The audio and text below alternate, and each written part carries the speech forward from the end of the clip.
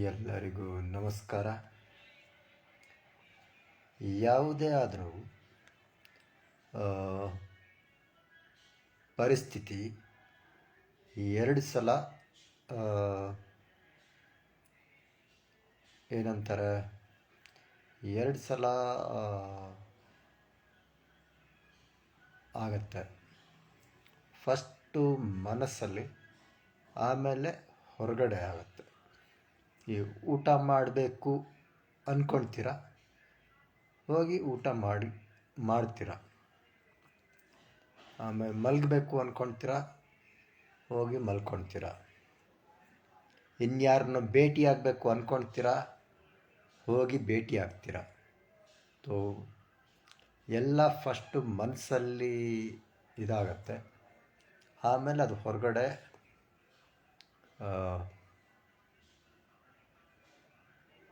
Manifest ಆಗುತ್ತದೆ.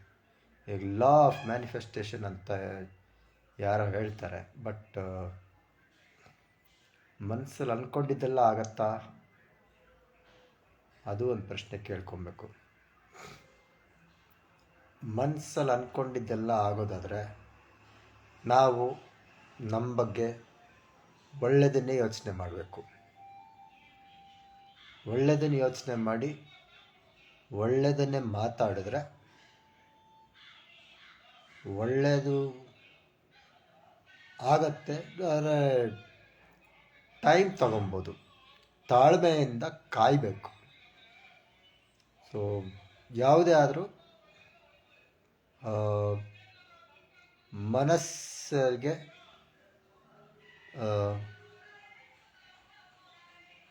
ಅದೊಂದೇನೋ ಅಂತಾರೆ, ಏನೋ ಮನಸ್ಸಿದ್ದರೆ ಮಾರ್ಗ. ನಿಮಗೊಂದು ದಾರಿ, ಎಲ್ಲ ದಾರಿನೂ ಗೂಗಲಲ್ಲೇ ಹುಡುಕಬೇಕು ಅಂತಿಲ್ಲ. ಕೆಲವು ದಾರಿಗಳು ಮನಸ್ಸು ತೋರಿಸುತ್ತೆ. ಅಲ್ಲಿ ನಡೆಯೋಕ್ಕೆ ನೀವು ರೆಡಿ ಇರಬೇಕಷ್ಟೆ. ಮನಸ್ಸಿನ ಮಾರ್ಗ, ಮೈಂಡ್, ಮನಸ್ಸನ್ನು ಹಗುರವಾಗಿ ತಗೊಬೇಡಿ. ತುಂಬ ಮನಸ್ಸನ್ನು ನಿಯಂತ್ರಿಸೋದು ತುಂಬ ಸುಲಭನೂ ಹೌದು, ಹಾಗೆ ಸ್ವಲ್ಪ ಕಷ್ಟನೂ ಹೌದು.